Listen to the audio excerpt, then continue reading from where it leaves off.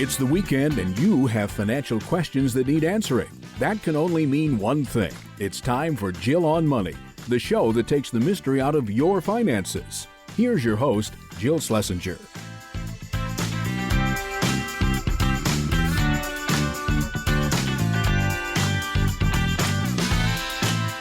Welcome to the Jill on Money show. We are so happy you're joining us today.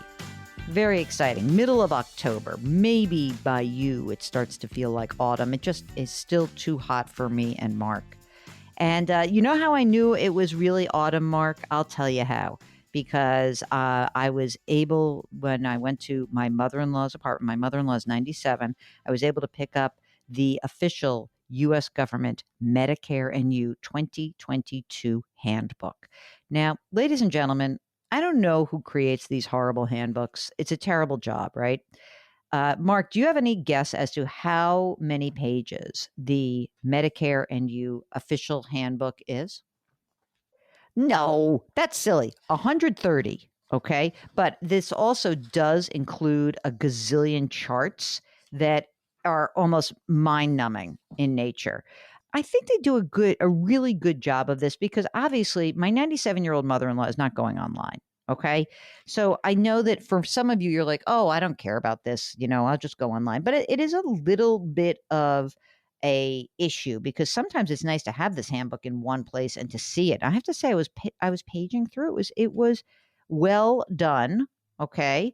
And there's all these questions that it answers, like how does my other insurance work with Medicare? And how do health savings accounts? So all this thing is actually in here. The long story short is that Medicare does start paying at 65 and it does cover a bunch of stuff, but it doesn't cover a lot of other things. And so it does call into question like kind of how our whole healthcare system works. I'll tell you what, when they say Medicare for all, I'm not that down with it because I think Medicare is kind of a screwed up system also. It's great. I mean, it covers a ton of stuff and I know that it is very helpful, but there are just so many layers of it that are so difficult to disentangle. So if you have a Medicare question, you should feel free to give us a holler because now I have my new handbook and it's all here for me. And you know what else they have, Mark? They have a nice picture of people who are hugging each other and happy. It's not the person who's like my mother calling me, like ripping her hair out, trying to figure out what she should do with her Medicare coverage. That would be a more fun and probably smarter way to portray what's going on for most people. No, the reason for the visit is that, at 97, my mother-in-law, it depends. Like, she's just not into doing a lot of stuff, but she loves going out and getting ice cream. That's her thing. She loves it. That's like the thing that gives her more joy than anything else. So I feel very much like if that's the only thing she wants, let's do it. And so we go pretty much every week. We stop by there. We take her out for a nice ride, get some ice cream, and go back. That's it. That's all she wants. Ice cream, Mark. Ice cream. That's what you want when you're 97. She is pretty low maintenance, I have to say. And such an inspiration just as a human being. But we'll do that another time. When I write the biography of that family, the family that I married into, that to me, it's a fascinating story. It is like all about the greatest generation and the American immigrant story and like what it spawned, but it's fantastic. I must say that I often, when I think about whatever I'm contending with in my own life, and I say, oh, this is a pain. And I sort of think about my in-laws and what they had to actually endure. And then I say, I don't really have a problem. There is no problem that I have, really, truly none. Now, you may have a financial problem or a question or a concern or something on that sort of wavelength. If so, go to our website. It's called jillonmoney.com. Hey, Mark, what's up with the redesign? Like, don't I owe this woman some money?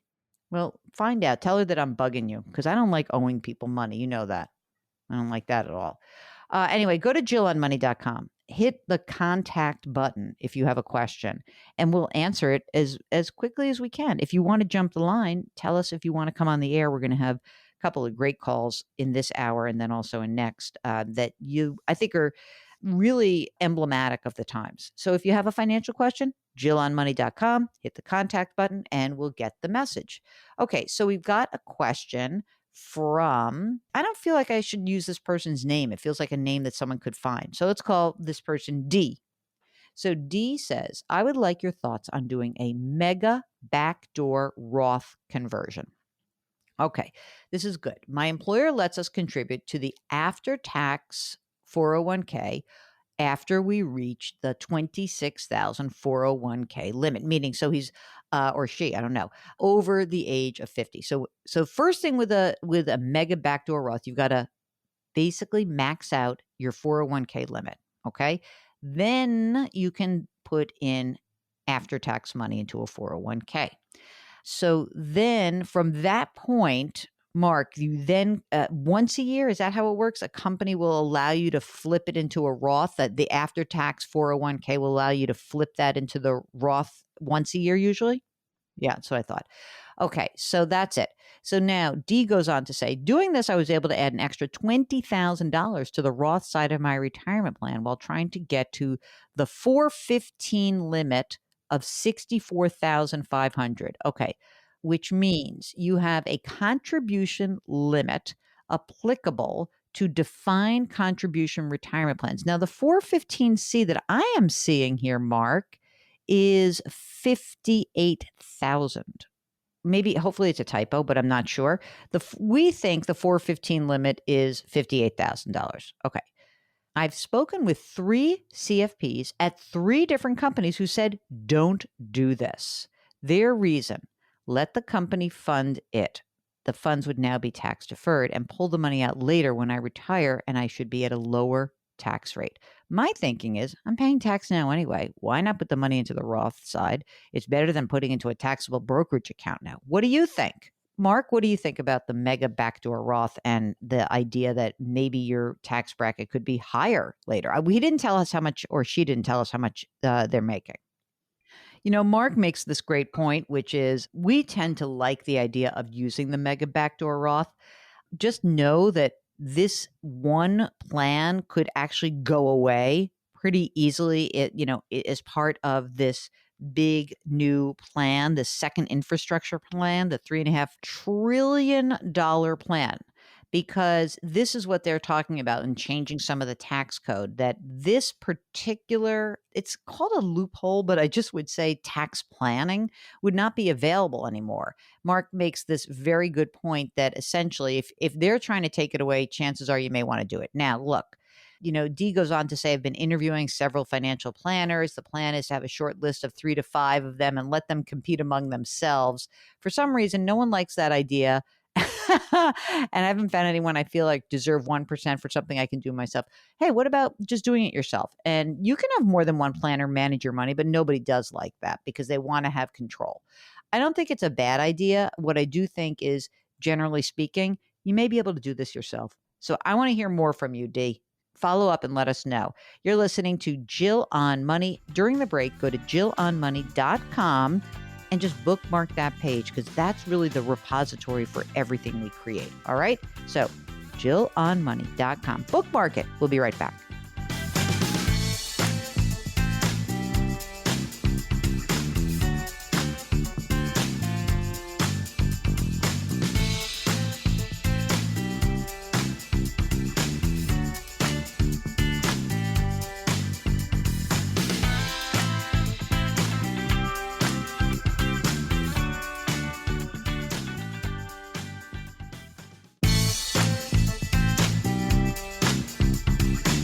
Back to Jill on Money, where Jill Schlesinger helps you take the mystery out of your finances.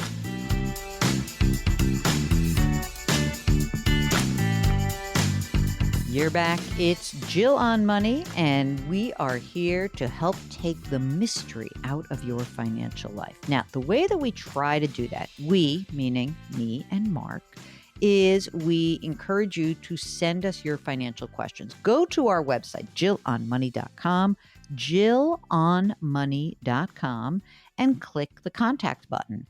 Mark, as we are in the fourth quarter, what's starting to happen is I'm hearing from a lot of people who are saying to me, it is time for me to focus on my money. And it is time for me to take a good, long, hard look at what I'm doing. And they'll often ask me about, should I hire a financial person? Should I do it myself? Now, I think we hear from a lot of people who do a great job of managing their own money, right? I mean, you guys are very smart. It's fantastic. But there are others who know they just don't have the time, the energy, the expertise, or really the willingness to do it.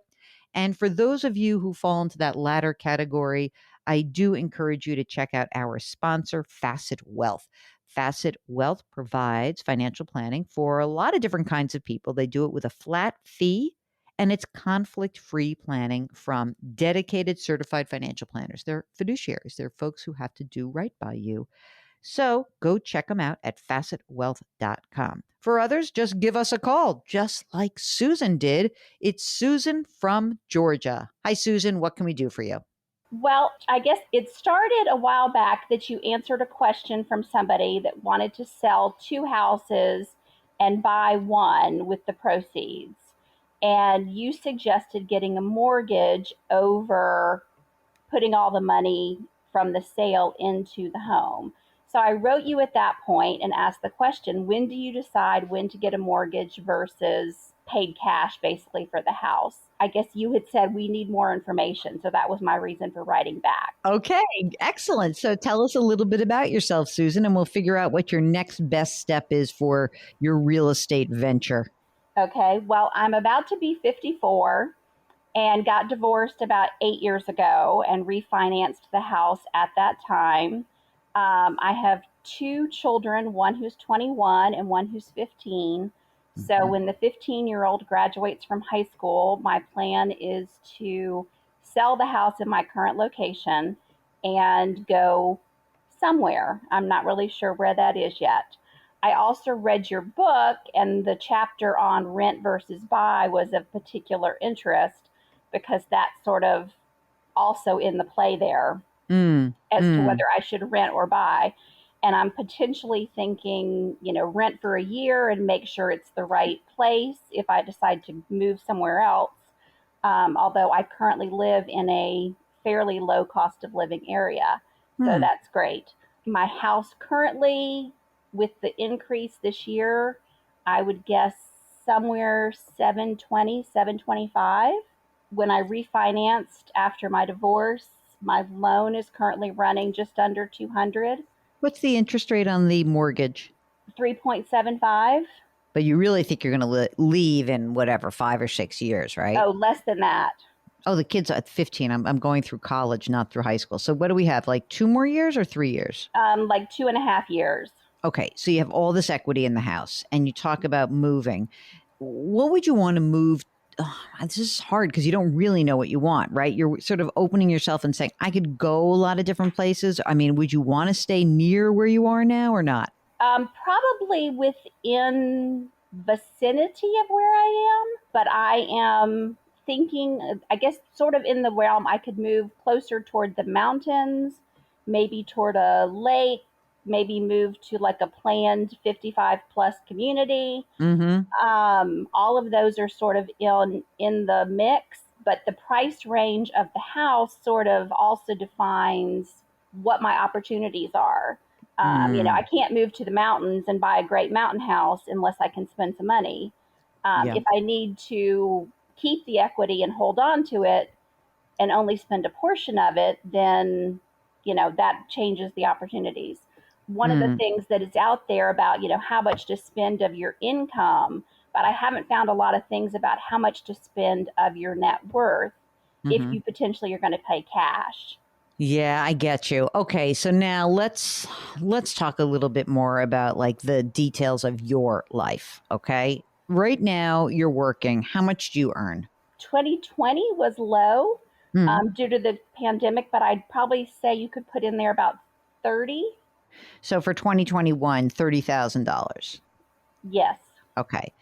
Child support, alimony, anything like that? What else comes in to help put these kids through school and feed them? I mean, they're so annoying. They need to be fed. They need to be clothed. All those things are so demanding, right? Right. Yes, I currently do get child support for the younger child, but the older one, I no longer get child support. But that runs out when she graduates from high school. How much is that? About $1,800 a month. So between the $30,000 of salary and the $1,800 a month, does that pay most of the bills, some of the bills? Give me just a sense of the cash flow. It pays most of the bills. I am for the extras, like if something happens, kind of the car breaks down, the air conditioner breaks down, stuff like that. I am pulling from my emergency fund, kind of to cover those extras. Okay, how much is in the emergency fund right now? About 42,000. Great. Tell me a little bit about other money you've set aside for either your own retirement or for college for the 15-year-old. What else do you have out there? In a rollover IRA from when I was working, I worked from, I guess, high school through about 2002. I had a young child at home and chose to become the stay-at-home mom. So I was at home for many, many years until my divorce. So I have a rollover IRA that's about 550 right now. Wow, 550,000. That's great. I had a Roth from those working years as well, but then have been converting from my traditional IRA into my Roth within my tax bracket as much as I can. So that's currently about 365. So 365,000 in the Roth, 550 in the rollover IRA, and it's that IRA 550 that you're slowly starting to convert over to the Roth, right? Well, I actually had a separate contributory IRA as well, and that's now zero. But I started with that one. I see. I got it, but that's done. That one's done, and so there's some 550 left in the traditional that I've got right now. Wow, that's a big chunk of money. Now, tell me a little bit about any non-retirement savings that you have. Anything else that's out there that we should know about? I've got a non-qualified brokerage that's got about 360 in it. I've got an HSA that I just started last year that's got about $3,500 in it. Both kids have 529s. Thankful to the grandparents for that.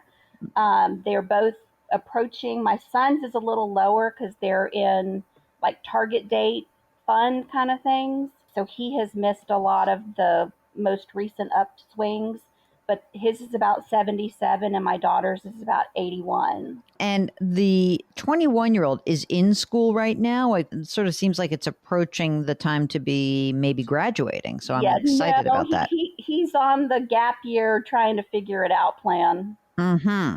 Okay. But do you think that 77,000 is going to be spent, or do you think that there will be some surplus available for your daughter? I hope that it will be spent at some point. I don't know if all of it will be spent. Because I live in Georgia, we do have the Hope Scholarship as well. If they maintain a B or better average in high school, and then also once they start college, then a portion of their tuition is covered. That's amazing. Okay, we'll get back to Susan's questions beyond this break. Susan's going to hang out with us for a while, so get used to it. All right, during this break, though, go to JillOnMoney.com and subscribe to our sister broadcast, Eye on Money, and we also have Jill on Money, 2 different podcasts for you. We'll be right back.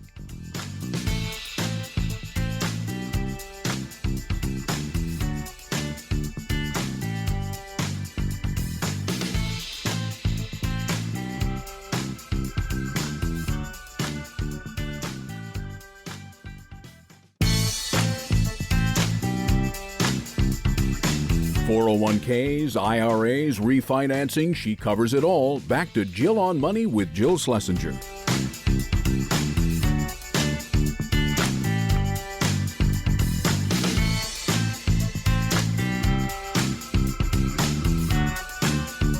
You're back. It's Jill on Money, and we are getting back to our listener, Susan, who's on the line from Georgia. Let's keep talking. This story is getting more and more interesting. Here's more of our conversation with Susan. So right now, when you look at the 21 or 22,000 of child support that's going to disappear, that's going to have to come out of your non-qualified assets, right? I mean, you're going to have to make up for that. Because obviously you need a little bit more than this $30,000, unless you think, are you potentially considering that your income would rise as your daughter goes to college, or do you think it's going to remain about the same 30? It might go up a little bit, but it's not gonna double or anything like that, or at least that's not what I'm expecting. Okay. So it is fair to say that we would need to generate somewhere around, I'm going to, round up a little bit because as you said, a lot of the things that aren't covered, you're taking care of. But in addition to your 30, you probably need another 30, right? Just Right, to float everything. So we need to make sure that whatever you have can generate 30,000 bucks a year extra for cash flow, right? right. In my current In your situation, current situation. Right, right. Okay. yes. Now, what is your preference as you look ahead? Would it be to try to build a plan where that 30,000 is what you do? In other words, is it possible that you say, "Hey, you know what? I want to be able to spend that much money because I'm probably going to live in a similar type of arrangement where I'm going to have money invested in my house, but I'm also going to have a mortgage." Or would you rather say, look, I just don't want a mortgage. I'll live in whatever a $500,000 in equity can buy. And that way my cash flow needs are reduced. What's your preference? Well, I definitely want to downsize space wise. Mm-hmm. I know this is going to blow you away because you're in New York, Mm-hmm. but I currently have about 5,000 square feet, Oh my God. which I definitely do not need. If both children have sort of left, I don't need 5,000 square feet. Even my animals don't need that much. Um, so I definitely want to downsize space wise, Yeah. which would, of course, potentially cut the cost. So it really depends on what location I decide to move to. Mm-hmm. I'm probably thinking around this like 1,700 to 2,000 square feet is what I'm shooting for or thinking of. But even if you were to downsize, you're saying, you still, even if you want, let's even say 2,000 square feet, if you're going to go to, say, like a 55 plus community or somewhere else, I guess my question is, would you still need to be buying a $700,000 place? Because sometimes it's weird. Like some of those communities are expensive, right? It's like, well, it's the right amount. It's a smaller amount of space, but it's desirable because of all these other amenities. So what do you think we should kind of count on for what you would need to spend? And I'm not going to hold you to it. This is just a rough game plan. So Right. what do you think you'd have to spend on something where you'd want to be? And just give me an average, let's say between this and this. Based on what I'm looking at right now, it's somewhere probably 350 to 4. Okay. But let's just be honest. Let's just say four. Okay. And that means that you can sell your house. And this is obviously at current market value. You pay off the mortgage. And now you've got 400 grand that you could sink into something and own, cash, right? Then all of a sudden your cash flow needs are reduced, right? Because you don't have a mortgage. You still will have obviously property tax and homeowners, but you're not going to have mortgage. And so maybe your cash flow, how much is your mortgage right now? Your principal and interest payment approximately. The principal and interest is about 1,100. Okay. And so let's just say, okay, well, let's be conservative. Let's say that if the current plan, you need 30 grand a year from your cash flow, to fund your cash flow needs. In plan B, or, next chapter, it would probably be more like 20,000.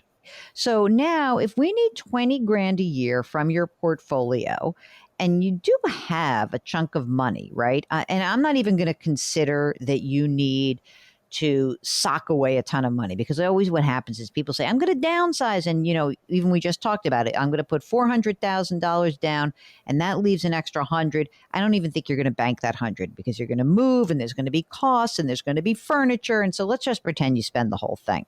Now, what we need to do is figure out, do the assets that you have, are they sufficient to generate that extra 20 grand a year, at least for another, I don't know, how much longer are you going to work? 10 more years? With what I'm doing right now, I could probably work till I'm 70. Wow, I love that. You can totally do this. So when my first concern was when you contacted us, like, should I just pay cash? I was like, oh, I don't want to sop up all of your liquidity, but you have liquidity. You really do. frankly, if I look at this, even in, let's just look at a 10-year or 12-year time horizon, right? That, by the time you get to Medicare, you have a bunch of money that is saved specifically in that non-qualified account. And the one thing that I would be a little bit careful about is that, as you move forward in this game plan, I don't want you to necessarily get so hyper focused on converting all of your retirement money into Roth money this second, because I still want you to have that liquidity. Like, yes, of course, you can do it a little bit at a time. That's fine. But, if you end up, let's just say 2 years from now, I'm going to, let's say between your rollover and your Roth, you got about $1 million and you got 300,000 in the non-qualified account. I think that we can certainly generate the 20 grand a year that you need from that amount of money that you have. It looks pretty good to me. Mark, are you going to punch a hole in this plan of what the equity will buy her? Right. That's exactly right. Mark says that, you got to stick to the game plan in pricing on the new home, because it is true that if you were to spend much more money, right, if all of a sudden instead of saying I've got $500,000 of equity from my current home that I can roll into something, if all of a sudden you said to me, oh no, but Jill, what I really want to do is actually want to buy an $800,000 home, and then the numbers don't look as good. Okay. They just don't. Okay, we still have some more work to do with Susan from Georgia, so stay tuned. During the break, hop on to JillOnMoney.com. While you're there, check out that resource section. Lots of good stuff for you. We'll be right back.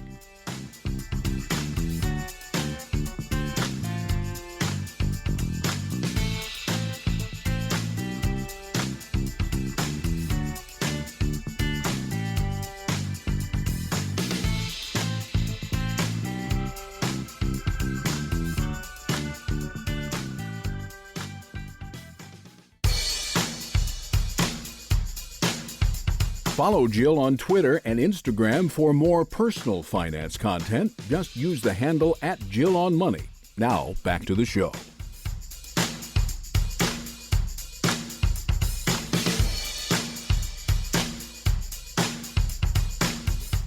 You're back. It's Jill on Money, and we are here trying to take the mystery out of your financial life. We're trying to do that by answering your financial questions.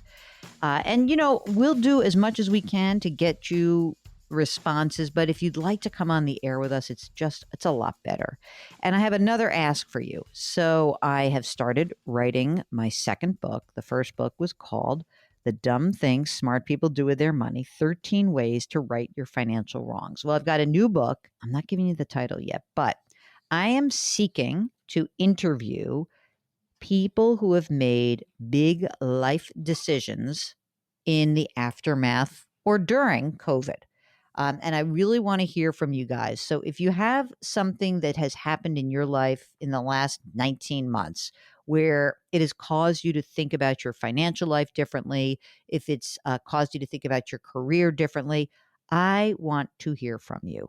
All you need to do is go onto the website, JillOnMoney.com, and hit the contact button. In the subject, you can just say for your book or for the book or I'm a book person, whatever it is.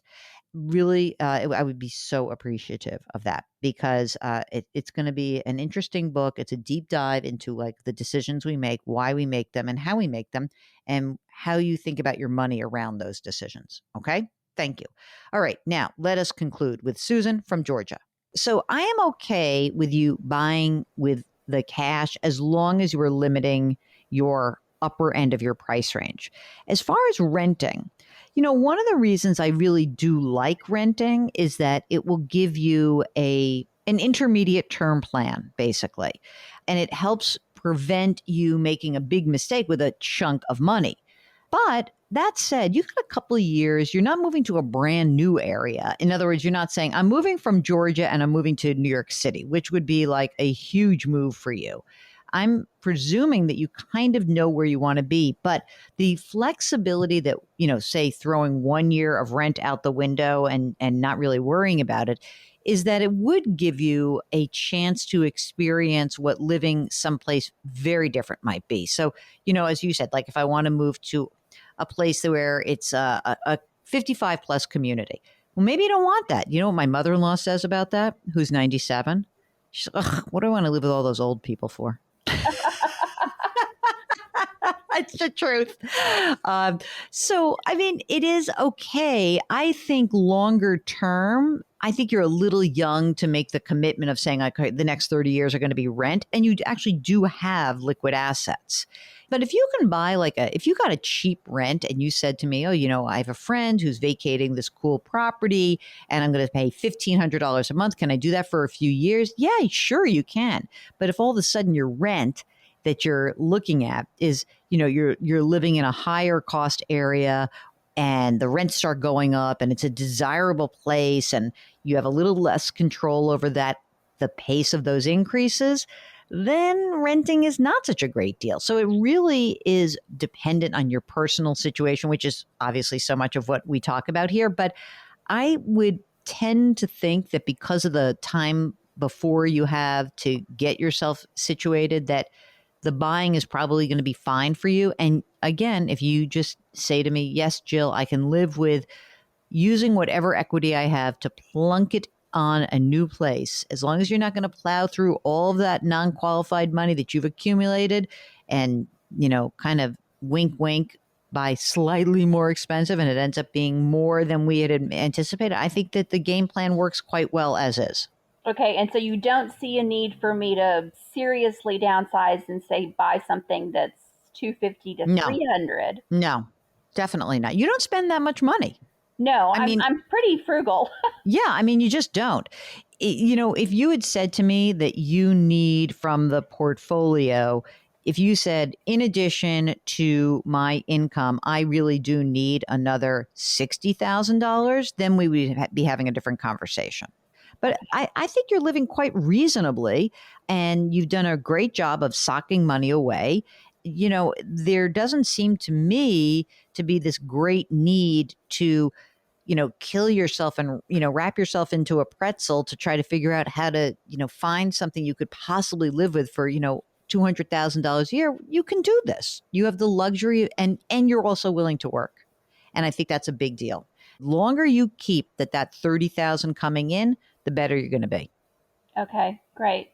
I just want to be clear. You're on the right track. Everything seems good. If things change or you're looking around at places and you run into a little bit of that, oh no, but if I could just spend $600, it would be better. Give us a call back, because I'm not saying you can't do that. It just would be a slightly different game plan that we would recommend. Okay. Okay. But really, 4 is better than 6. This is the one time where less really is a lot more in the long run for you. Okay. Well, since I'm not moving for probably at least 2.5 years, if mine goes up to 8 or 9, and look at you. Yes, I think that it is fair to say that the equity that you have accumulated is probably the max that you could spend. However, it would also be really nice for you in, your transition phase to be able to say, I'm so lucky. The equity in my house rose. So actually, I have an extra $200,000 I can pop into my investment account. Wouldn't that be better? Okay. If you, like Susan, would like to join us on the air, just go to JillOnMoney.com and you could be like Susan. Hit the contact button. We'll get to your question. Mark will do the rest about getting you on the air. And it's so much fun. All right. Stand by. We'll be right back.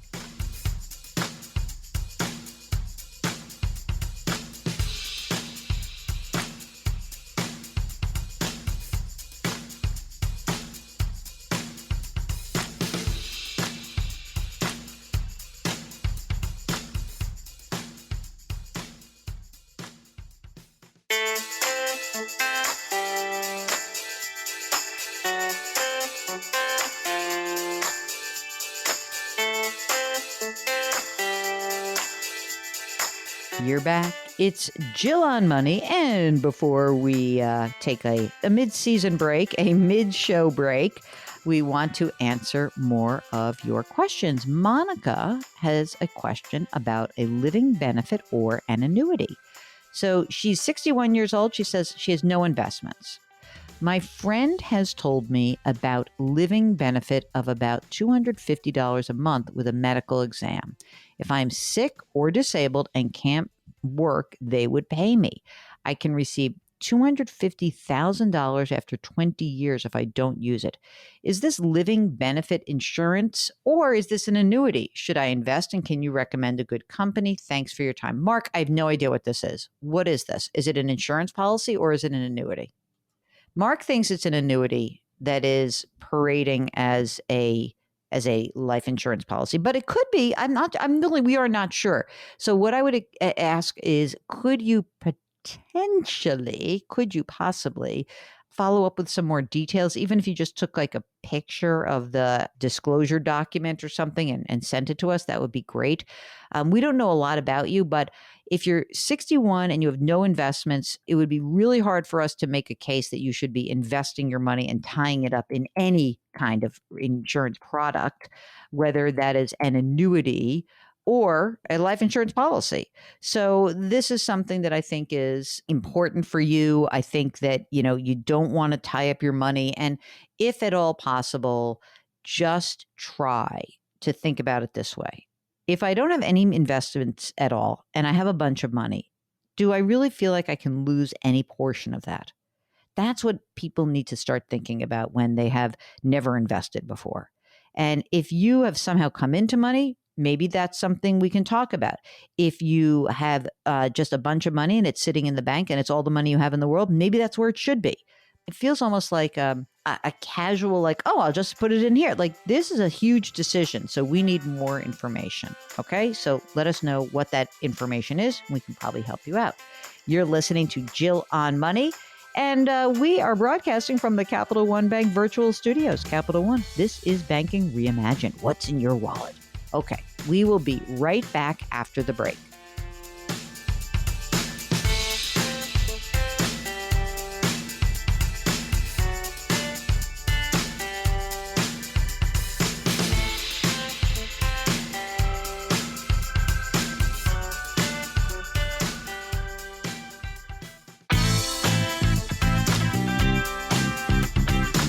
It's the weekend, and that can only mean one thing. You're listening to Jill on Money, the show that takes the mystery out of your finances. Here's your host, Jill Schlesinger. You're back. It's Jill on Money, hour number 2. Welcome back. We're very delighted that you've joined us. This is all about you this weekend because, you know what? People are piling up in the inbox. Mark is trying desperately to get as many of you on the air with us as possible, just so we can blow through these questions. But we will also, of course, read your questions on the air when we can. So send us your financial questions. Just go to jillonmoney.com, jillonmoney.com, click the contact button. And that is what Rich did, who's got a retire early question, which is one of our most frequently asked questions. It's right up there with, are we on track or should I pay down my mortgage? Those may be like the 3 biggest ones of 2021. We'll see. It's funny how that time changes the outlook, Mark, right? 2020, it was like, oh my God, what am I going to do with my portfolio? And then sort of things changed. So, okay. Rich listens to our sister broadcast, Jill on Money, and you can subscribe to that on our website. So he says, I listen to it every morning on the way home. On the way home? On the way home. I wonder if he works overnight. Anyway, he says, I want to get your insight on the possibility of retiring early. Okay. He goes on to say, we live in Southern California, no plans to move when we retire. I'm 58 years old. I work full time. I make $200,000 a year with an annual bonus of $50,000. I was thinking about taking Social Security at 64 or 65 years of age. At that age, I would receive about $2,500. Yeah, that's, by the way, that's an early retirement decision. And that's not a great idea ever because it means that you will have a permanently reduced benefit. So first and foremost, let's see if you can wait to claim that Social Security. Okay, let's move on. Wife is 63. She retired last year. She has a pension, $4,000 a month. She's not taking Social Security. She will not until her own full retirement age. She'll receive about $2,900 a month. So just think about that. 4,000 and 2,900 and 2,500. That's pretty good. One 26-year-old daughter lives with us and uses one of our rental properties to live in. I know, head scratcher. Wait a minute. Mark, did you see this? We have one 26-year-old daughter that lives with us as well as uses one of our rental properties to live in. Well, either that or maybe like she's living in two places. That does not go on for ever. Thank you very much. Okay. I max out my 401k at 26,000. We invest $3,000 every month into an online investment account, 65-35 stock to bond ratio. They got a lot of money, Mark. 650 grand in a taxable, 2.3 million in pre-tax retirement accounts, 50 grand emergency fund. Says, I think it might be too much. Probably not. 40 grand in a 529 plan that will more than likely go unused. Wow. We're thinking of letting it ride for the next 5 years or so. And if nothing comes out of it, cash comes out, a little vacation. Okay. Primary residence, 1.1 million, $425,000 mortgage with a 2.625% loan. Rental property cash flow is $400 a month after all expenses. 450 grand is what it's worth. It has a loan of 195. They've got wait a second, Mark, I can't even read all these. They've got 5 rental properties, okay? And then they have one other one that the 26-year-old daughter lives in. She pays no rent. We can't use the income from living expenses. Why the heck not, you ask? It's a long story. Okay. They've got a car payment. It's going to be paid off next year. Going to buy a new car before I retire. No other debt. Monthly expenses are 10 grand a month. We eat out a lot. This can be scaled back. All right. Rich, cheers to you.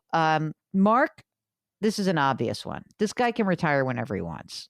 I mean, the numbers are almost silly. I'm not going to go through each one of these rental properties because what I think, it sounds to me at least like you have so much cash flow that it's almost silly. You have no problems here. You probably, the last rental property that you think you're going to sell, you just add it to your total amount of money. I still would not take my Social Security early. Would you, Mark? I mean, why take it early? He's got all this money. There's no need for cash from the cash. So first of all, the only thing that I would suggest is if you want to retire early. So right, you're 58, she's 63. So first thing I ask is, what about your medical insurance, your health insurance? You won't have that. Earlier in the show, I talked about the Medicare situation. Remember, it's till age 65. So does your wife actually, because I'm just guessing, if she retired last year and she has a monthly pension, if she may be a retired teacher, does she have health insurance opportunities? That's one hole in the plan. But otherwise, you got a lot of money and you should be able to keep the emergency fund. That's fine. It seems to me that the primary is fine, but all the money that's coming in, which is 7,000, is like $1,200 a month, okay, that comes in extra from the real estate. So you have plenty of money. The question really is, should you, retire early? Is I don't know how hard you work. I don't know how much you work. Could you get health insurance and work less? That to me is the only wrinkle in this. Is there anything else I'm missing on it, Mark? No, I don't think it's too much either. We think that you should not touch that emergency fund at all. No way. Not at all. Because it's not worth it. Why, you have a lot of property, I don't think it's worth it. I know. Well, has many questions about your daughter. And so I just did a back of the envelope calculation right now of your current cash flow, including your rental properties and your wife's pension and your wife's Social Security, even though that's not, you don't have Social Security yet, but she's pretty close. She's 3 years away. But, you have plenty of money. You're going to be able to do 10 grand a month. You don't have to cut back on anything. But what you should be doing is, that taxable account should not be so aggressive. Like keep the other stuff more aggressive is fine. The pre-tax, the emergency reserve fund is fine at 50. But remember, if you are going to pay for your own health insurance, because if she doesn't have it, we really have this period between now and your age 65 and now and her age 65. So if you're going to retire early, you are going to have to pay more in expenses than you're paying right now. And you're going to have to basically take some of that taxable investment account and use it to fund this gap before you get to Medicare ages. Okay. So keep that in mind. You can do what you want. It's fine. Mark would like to have you come on the air and talk about your 26-year-old daughter. He's not in favor of this whole game plan that is in motion right now. I mean, it's sort of funny. Why doesn't she? I know. You know what? There's obviously some longer story that we don't know about Mark. So we are going to just we're going to remain non-judgmental about it, except to just say we'd like to know more. Okay, but otherwise, I think they're in really good shape. You may not want to run rental properties throughout your retirement, but if you're going to sell them a little by little, just take advantage of whatever tax rules are there for you, but also know you're going to have to pay some tax bills. Okay, you are listening to Jill on Money. If you've got a question, you're in your 50s maybe, you're making a big life change, hey, maybe we can help you out. Maybe you're in your 40s, maybe in your 30s. We don't care. We want to help you make these changes and use your money to your advantage. JillOnMoney.com is our website. Hit the contact button and we'd be delighted to assist you. Okay, we'll be right back.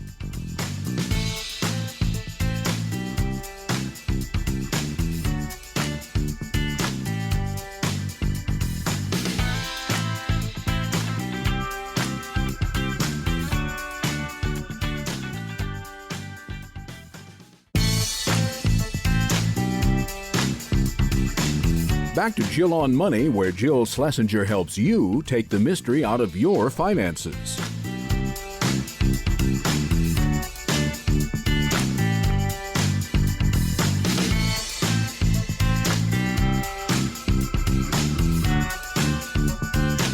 You are back. It's Jill on Money, the program that attempts to take the mystery out of your financial life. Hey, Mark, earlier this week, I just saw this wild statistic. I told you before the show, but act surprised when I tell you again. It is a statistic about the number of people who are quitting their jobs. I got to tell you something. I think something wild has happened in the economy as a result of COVID. I mean, it's been a terrible disaster health-wise. It has been a terrible disaster financially. It has gotten people, though, to reorder the way they think about their lives. And we got a report out from the Bureau of Labor Statistics, fondly known as JOLTS, the Job Openings and Labor Turnover Survey. This is a series from the government that started back in the year 2000, the end of the year 2000. It's trying to measure how many job openings there are, how many layoffs there are, how many people are quitting their jobs voluntarily. Okay. The number of people quitting their jobs, it just blew my mind. So if it sort of starts when we say like, okay, there's 10.4 million jobs. That's a lot of open jobs. The number of people who quit in the month of August, 4.3 million. And it's like everywhere, but it's a lot of low wage jobs. Accommodation and food services, wholesale trade, blah, blah, blah. At state and local government education, I think people are like, I've had enough. I'm out of here. It's just a remarkable development. And it's going to I think it's going to just keep sort of morphing. And if you're going through something like this, we'd love to hear from you. Really. We think that this is something that's going to really persist. Quits are up 43% from a year ago. That's a big number. I digress. Okay, if you're ready to quit, you want to do something different, why don't you give us a holler? Our email address is askjill@jillonmoney.com or go to the website, jillonmoney.com. And if you're really trying to run the numbers with us, that's fine. If you want to check out how to run the numbers with the assistance of a certified financial planner, you may want to check out our sponsor, Facet Wealth. Facet Wealth provides financial planning for lots of different kinds of people. And the way they conduct financial planning is through a goal-based program. They're going to say, what do you want to do? And you say, I want to retire earlier. I want to fund my kids' college education. And then they start creating a financial plan that will help get you there. This plan is conducted by a dedicated financial advisor, someone who is certified as a certified financial planner. That means that person is a fiduciary. So there are no wealth or account minimums. Facet meets you where you are. Go check out Facet Wealth at facetwealth.com. Okay, now let us get on to more questions. Lisa had asked us, when does an annuity make sense? She and her husband are 59 years old and they were recently retired.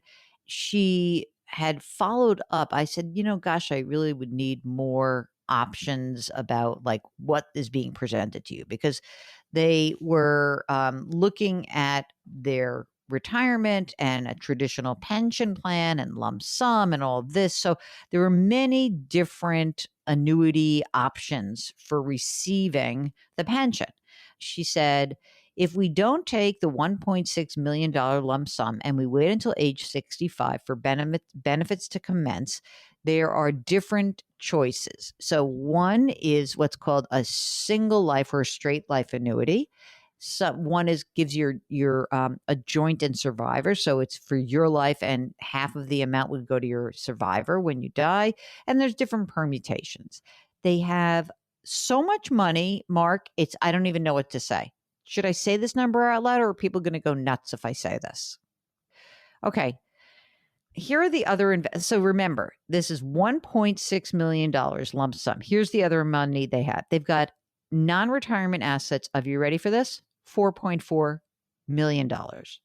I don't even want to read anything else. They then have qualified accounts of $4.7 million. Then they have like $1.5 million and other. All right. They have so much money. The advisor is saying, if you give me half of your money, I'll put it into an annuity. Don't do that. Definitely don't do that. You know what I would say? I don't think you have the right advisor. My first reaction is, you're in such great shape. You absolutely don't have to do an annuity at all. You know what I might say? Because you have so much liquidity, maybe it is okay. Maybe it's nice to just have some benefits that are, like it rolls in just like you receive your rental income and your Social Security. They will get, it's amazing, 27 grand in rental income. If we take Social Security at 67, 71,000. Is that Social Security only? Yeah. She's not rolling in the rental income. So they're going to essentially have like half of the need fulfilled.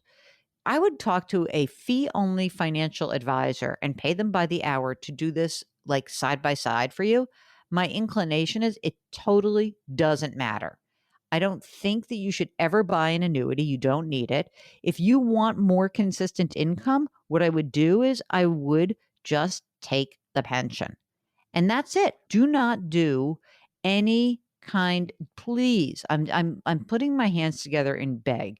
The financial advisor at Ameriprise is an absolute non-starter for me. And I don't think that this person a CFP? Is this a fiduciary? This is Mark, I was about to curse. What should I say? Like, this is not someone you should be working with. That's my impression. I mean, you're in unbelievable shape. There's nothing you can do wrong. But what you could do wrong? You could give some dopey ass advisor a amazing year that will allow him or her to take lots of vacations. Go to NAPFA, go to National Association of Personal Financial Advisors, hire a fee only planner and pay that person $5,000 to do an analysis, or 10 grand if you want that, and then get the hell out of this other relationship. How's that? You know what, Lisa, I will come and talk to you. And I will have you come on the air with us. You can change your name, but I'll happy to talk to you off the air even. I am interested in talking to you because this looks like I just don't know who this person is and why they would actually, I don't know why they would tell you to do this. It's a terrible, terrible idea. Terrible. Mark, these are the kind of people who give people in the business a bad name. You guys, please try not to fall prey to this. And I'm so glad. You know what's interesting? Lisa works with a financial advisor and she's asking me, here's a clue that you should take for real. If you're reaching out to us and you have a financial advisor, my guess is you have a bad feeling about that advisor. Don't you think, Mark? That's your red flag. Exactly. Exactly. Okay. I'm just going to breathe now into this. Okay. If you would like to have us weigh in on your relationship with your financial advisor, let us know. Go to JillOnMoney.com. Click the contact button, JillOnMoney.com. We'll be right back.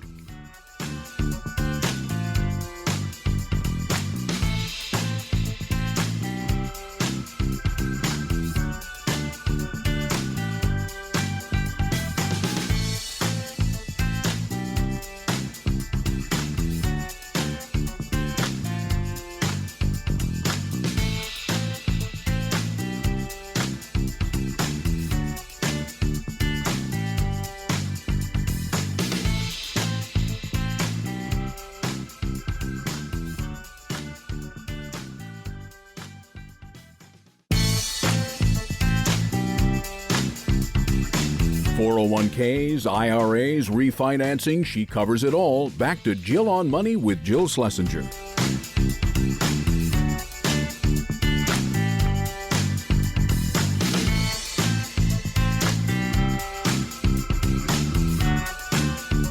You're back. It's Jill on Money, and we are here to try to answer your financial questions, to help direct you, to coach you, to maybe encourage you to take the next best financial move in your life. If you'd like to get in touch with us, just hop onto our website, JillOnMoney.com, and click the contact button. That's what Cindy did. She's on the line from LA.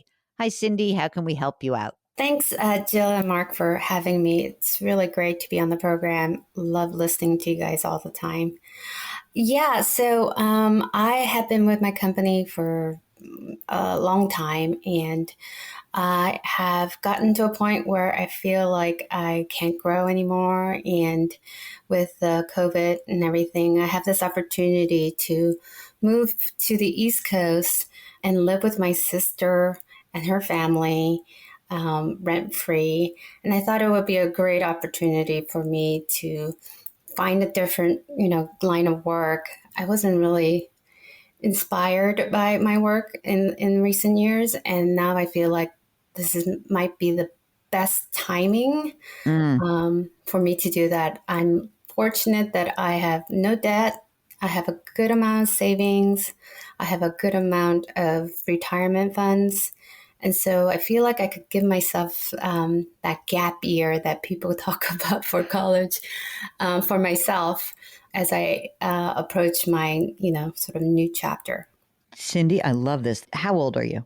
I am approaching 50 in November. Okay. And tell us, how much have you been making? So what do we have to fill up to make this gap year work for you?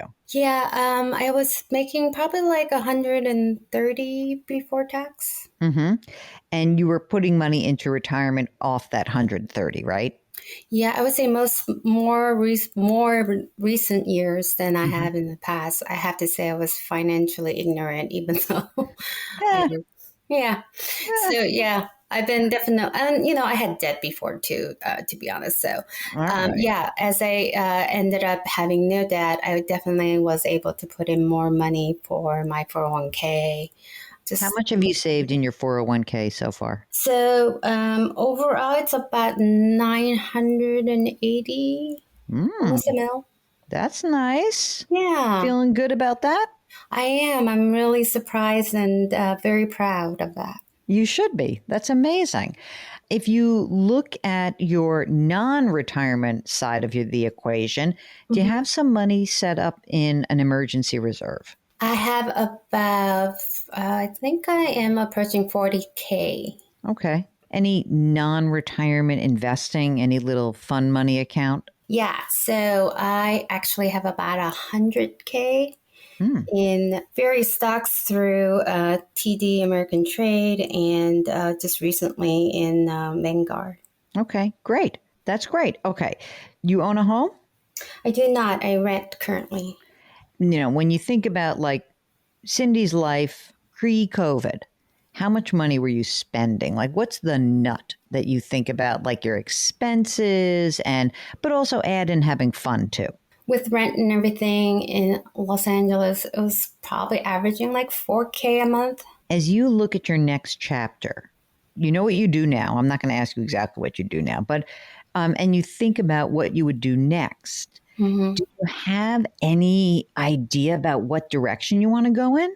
I don't. I have too many interests. And so what I was proposing with my sister was that during the gap year that I take the opportunity to play with different jobs, part-time or so, to really figure out where I want to focus on after a year. Okay, so if you move in with your sis, right? Are you do you want to you want to help her out in some way, like some amount of money every month? Yeah, I was thinking through my emergency funds for the immediate, months, like 500. Okay, right, 500 a month, help with utilities, etc. Yeah. Now, does she have a family? Is she single? What's her situation? Yeah, so she has a family. Her husband and her have 3 kids from age 5 to 12.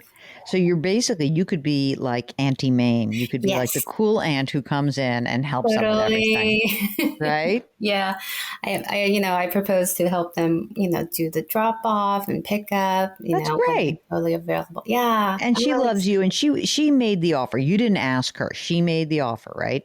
Yes. Okay.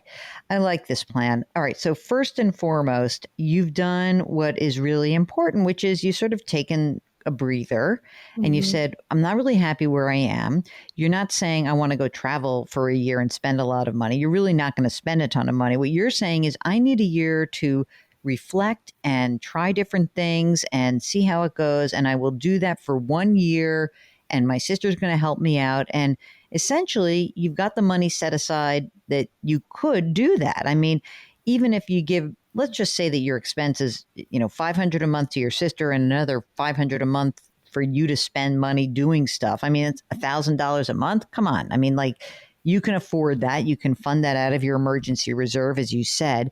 Is there anything about the plan that causes you anxiety? Health insurance, because, part-time doesn't usually offer health insurance. So that's my only concern. I know that I have COBRA as an option, and I can't afford it. So you have COBRA, which would add, like, I'm sure that the cost of your COBRA is, probably steeper than a lot of other alternatives, but it will give you that 1 year. Yeah. So let's just say that instead of $500 a month, you really, have you looked up what the COBRA cost would be to you? No, I haven't. I'm going to guess, because you're single, that it's probably another $500 a month for COBRA. Right. So if we even said that you've got expenses, now again, I'm putting this on the high side, right? We want to kind of say like, okay, let's look it up. So if we look at $1,500 a month is what you really think you need for the next 12 months, that means of your 40 grand that's in the emergency reserve, you're going to spend about half of it, right? 18 of the 40. Yeah, right. I think that's fine. We'll get back to Cindy in just a second. Again, go right to that website, jillonmoney.com. Everything's there for you. We'll be right back.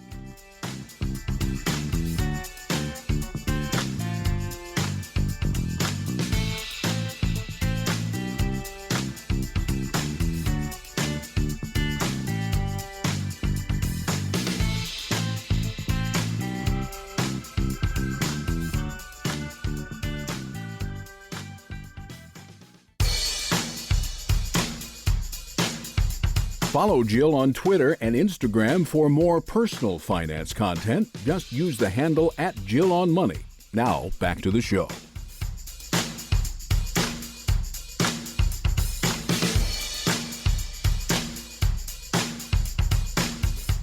You're back. It's Jill on Money. And if you would like to join us all you have to do is just go to the website, jillonmoney.com, click the contact button, tell us you want to come on the air, and then you will join us in the Capital One Bank virtual studios. Capital One, this is banking reimagined. What's in your wallet? Let's get back to Cindy and see what her next steps are. If you really don't want to have deplete the emergency fund and that freaks you out a little bit, then what I would do is I'd look at that brokerage account and I might peel off some of the money that's in there and throw it into the emergency reserve fund, just so you know you have it. Again, that's about you and your comfort level. But you do have that money, and I would use it. And I would definitely do the COBRA, because I do think it's, well, I shouldn't say definitely. Like, I think that that's a good option, at least quickly, so that nothing really changes. You're moving to a new state, right? Correct. You're going to have to reestablish all of the doctors and your providers anyway. So, you might find that, your plan is not a great plan for the state where you're going to be living, but at the very least, it's there and you have it. And I like that as a plan, right? Got it. The money in the brokerage account, just because the market's been doing so well, is I presume that you have a lot of gains. Is that correct? Yeah, a lot of gains. A lot of gains. Okay. Well, I mean, there's something else to consider, and that is you don't have to sell everything right this second, but when do you think this is going to start? Are you going to do this by the end of this calendar year, you think? Yeah, that's okay. The plan. So what I would do is I would hold off on selling anything in the brokerage account. And the reason I would hold off is that next year you're going to be in a much lower tax bracket. Right. And in fact, you might find, you're not really going to have income next year. So you could find yourself at a 0% long-term capital gains rate. Okay. Because if it's a single, you can make, I think it turns at 40,000 or so. Okay. So you're going to make less than 40,000. So you might just say, on January 2nd, sell some stuff in that brokerage account, take an extra 25 or 30 grand and pop it into your emergency fund. Okay. Why not harvest those gains when you're not paying any tax on them? Right. It's a good deal. I love that. When you, I was going to say retire, when you leave, you will have all this money in this account. And do you feel comfortable managing this account yourself? Yeah. I sort of set up the Vanguard in thoughts of that. Good. Okay, good. To roll it over. Yeah. Fantastic. So you'll do the direct rollover, and that's perfect. I think that this is a good idea. I like the idea of a gap year. I also feel like you're putting a beginning, middle, and end to it. And that, to me, is an important aspect of your game plan, because I do know that there is, of course, when you're younger, the problem with a gap year is it can turn into gap years. But we don't want that to happen for you. And I don't think you want that for yourself. So I think this is a great game plan. I really do. I love the idea that you're saying, I need to do something different, and that you're willing to try different things.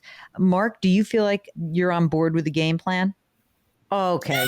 Mark wants to know why. This is another listener who begs the question, how is it possible that she's single? Because she sounds so normal and so happy, and she's got $1 million in retirement savings. So listen, maybe a new place is going to find there will be love in the air. Maybe, Cindy, maybe you're very happy being alone. So I want to put that out there also. So that's true. All yeah, right. I'm open. I'm game, and whatever comes along, I am open to it. I will say that Cindy has a corgi. I love that corgi so much. And I have little Norwich Terriers, and my Norwich Terriers love corgis. Oh. They love them. They go up to, it's almost like, oh, we are all British. We know each other from a long time ago. Anyway, this dog is so freaking cute. I can't even stand it. How old? He is almost 5. If only you were moving to New York, we could have a play date. But the dog is adorable. And I think you're in great shape. Is there anything that we missed in questions that you have at this point? Well, my question is, with the rollover, do I do just a standard Roth IRA? Well, the money from the retirement plan is pre-tax, isn't it? I have both. Okay. So the first thing is just do 2 direct rollovers, one to a Roth and one to a traditional. Okay. Right. Let's start with that. Okay. And then you could convert slowly but surely some of that traditional money into the Roth. But remember, next year you have some pressures, right? I'd love for you to do it next year, but I don't want you to soak up all the money that you've actually created that is liquid.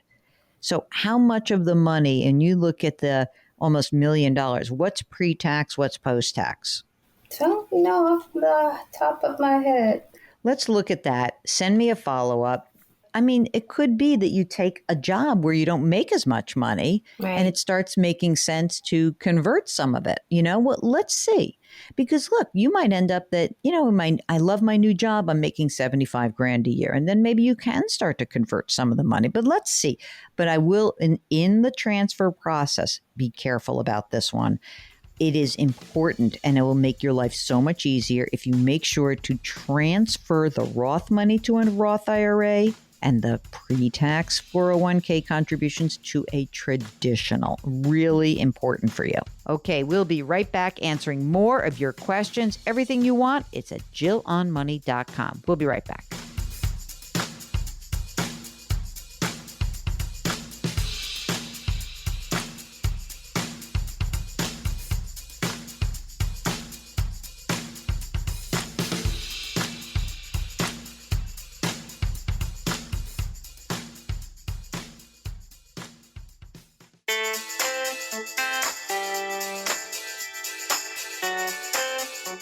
You're back. It's Jill on Money. Before we call it quits for the weekend, we are going to answer one more question. This is from Deb, who says she loves the radio show. She says, I am retired as of 2020, and I just turned 64. I have about $560,000 in my portfolio, another $300,000 in annuities. I have some real estate income, which is $1,500 a month. My home is paid for. It's worth $450,000, no debt. I live on about $4,000 a month. I have long-term care insurance, and I have a whole life insurance policy, which I started 4 years ago. It's $255 a month. 2 grown children, 25, 26, both professionals and both self-sufficient. I've been divorced for 10 years. My question is, do I even need a whole life policy? Could that money be better used? Question 2, I've been thinking about taking $2,000 out of my profitable investment accounts. When should I start taking from the annuity? Thanks. Okay, you don't need a whole life policy. That's for sure. So forget that. The second question about the $2,000 a month, what I would do is I would talk to whoever is the insurance company for the annuity. It may be that you should annuitize the annuity. Maybe that would be a better deal. You should sort of check that out and see if that may be better than pulling money from other sources. Kind of depends on your tax situation, and it kind of depends on how much the tax liability is on the annuity. But I don't know. It could be interesting to at least compare it.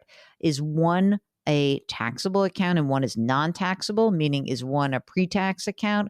All this stuff kind of is important to decide whether or not this makes sense for you. So maybe follow up with a little bit more of a breakdown of this money. Okay? Excellent. All right. If you would like to have your question answered, go to our website, JillOnMoney.com. Subscribe to both of our podcasts, Jill on Money and I on Money. You can get it at Apple or Google or Stitcher, wherever you get podcasts. Okay, our music, it's composed by Joel Goodman. Mark Talercio is our executive producer extraordinaire. Do me a favor. It's a weekend. You probably feel good. You're going to be rested. Try to do something nice for someone else today. We so appreciate you listening, and we know that this show does not exist without you and your fabulous, interesting questions. Keep them coming. Thank you so much, and we'll talk to you next week.